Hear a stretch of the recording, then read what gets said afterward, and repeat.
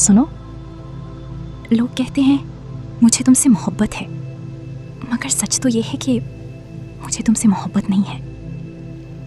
अजीब लगा ना, पर यही सच है। मुझे तुम्हारी उन आँखों से, तुम्हारी तराशे हुए खदोखाल से या तुम्हारी लहजे की मिठास से वो इश्क नहीं जो दुनिया समझती है। मुझे तो इस कैफियत से इश्क है जो तुम्हारे होने से मेरे अंदर जागती है। वो सुकून जो तुम्हारी कुर्बत में मेरी रगों में बिल्कुल वैसे ही उतरता है जैसे तपती धूप में कोई ठंडा झोंका रूह को छू जाए।